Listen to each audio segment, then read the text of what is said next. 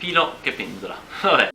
Ciao a tutti ragazzi e benvenuti su questo nuovo video. Allora, non ho uno stamp, quindi sono qua tipo in posizione sci a fare questo meraviglioso video. Se siete nuovi a questo canale iscrivetevi e vabbè, lasciate un commento, quello che volete. Questo è Sebastiano Serafini in Giappone, il mio canale dove parlo su tutte le cose che so del Giappone e le condivido con voi. Quindi mi raccomando, se siete interessati a vivere qua, io vi consiglio di iscrivervi da qualche parte qui. Bene, oggi volevo parlarvi l'ho fatto troppo presto. Oggi volevo parlarvi delle 5 cose, 5 difficoltà in Giappone se vi spostate dall'Italia o come ho fatto io dal meraviglioso Trentino in Giappone. E ci sono delle cose che sono un po' difficili da... cioè insomma sono quelle difficoltà che è buono saperlo. La prima di queste cose sarà la mancanza di casa. Lo so che sembra una stupidaggine, però io appena ero partito dal Giappone ero giovanissimo, intrepido, senza paura, ho detto sì, vado a vivere in Giappone, indipendente, figo, figata, bah. Però poi vivendo qua tantissimi anni, cioè non qua, io ho vissuto anche in Cina prima, infatti un sacco di paesi, e devo dire che ci sono state, mamma mia, in che posizioni sono. Devo dire che comunque con gli anni, con l'andare degli anni, mi è mancata tanto la mia famiglia e i miei amici di infanzia, perché comunque voi farete un'esperienza unica che vi cambierà la vita e avrete la possibilità di fare alcune cose che magari i vostri amici non hanno la possibilità di fare, i vostri familiari, ed è una cosa bellissima. Però la cosa brutta però di questo è che perderete dei momenti di vita dei vostri genitori o dei vostri amici o dei vostri parenti, magari cerimonie come matrimoni, magari qualcuno si ammala e purtroppo ve ne mancare. Devo dire che questa è la mia più grande paura, che qualcuno mi lasci mentre io sono in Giappone e non posso tornare. Comunque sì, quindi mettete in pratica che col corso degli anni più rimarrete in un paese straniero, più secondo me vi crescerà dentro il cuore questo sentimento di homesick, che vi mancherà a casa. Non so neanche tradurlo in italiano, però insomma questo non vi deve fermare, insomma, perché comunque dovete vivere la vostra vita appieno e cercare di telefonare, di mandare email, di cercare di venire in Italia quando potete. Questo è il mio consiglio, ma non lasciate tirarvi indietro da questa cosa, non andare a fare un'esperienza così, perché comunque alla fine è una cosa bella che però stando lontani capite quanto veramente volete bene a queste persone, e quella è una cosa bella che magari vedendole tutti i giorni non riuscireste magari a capirlo. Quindi c'ha i suoi lati negativi, però capirete il valore dei sentimenti umani che avete con la vostra famiglia. Ho speso troppo tempo a parlare di questo punto. Punto numero 2: se volete venire a Tokyo mettete conto che dovete camminare tantissimo, e se fate video come Seba dovete stare in queste posizioni assurde per fare video. Quindi veramente in Giappone dovete camminare tantissimo, perché tutti camminano dalla stazione. Io sono abituato perché vivendo dai monti ero un po' come Heidi, la versione maschile, anzi ero Peter, ecco, io correvo con le caprette, i monti mi facevano ciao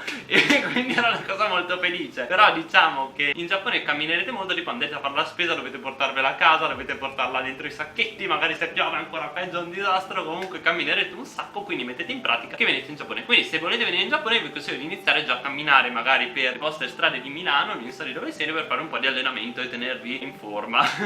Punto numero 3. Il punto numero 3 è, allora mettete conto che dovete imparare la lingua, perché secondo me se non imparate la lingua vivere in Giappone è uno spreco, perché comunque perderete un sacco di cose importantissime della cultura che secondo me vanno imparate. Non so se questo video è uscito prima del video che stavo pensando di fare, comunque se è uscito prima vabbè vi lascio un link, il link del mio video come ho imparato il giapponese, che così potete imparare il giapponese anche voi e scegliete voi la strada che volete intraprendere per imparare il giapponese. Comunque nel caso se volete vivere in Giappone vi consiglio di studiare il giapponese perché è importantissimo, e se non sapete il giapponese almeno di arrivare con una piccola conoscenza di inglese, perché può veramente salvarvi la vita in certe occasioni. Se la vivete da turista non vi serve nessuna lingua se siete un po' intraprendenti, ma in ogni caso secondo me nel dubbio io imparerei comunque una lingua almeno. Ve lo consiglio, dai, ce la potete fare, avete il mio sostegno per imparare la lingua, quindi mettetecela tutta, yay!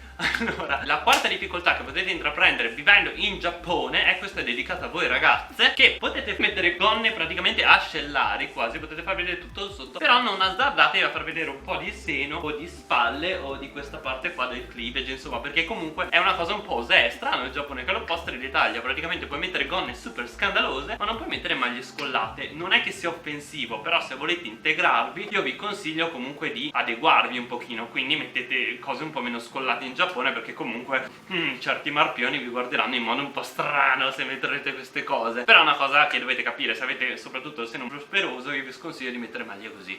Il quinto punto difficile del Giappone è, non me lo ricordo più, adesso ci penso. L'ultimo punto per noi stranieri che faremo un casino a capirlo è: le regole sono regole e vanno rispettate, cosa che per noi italiani è un po' però in Giappone è veramente importante. Guardate, una cornice di uno specchio.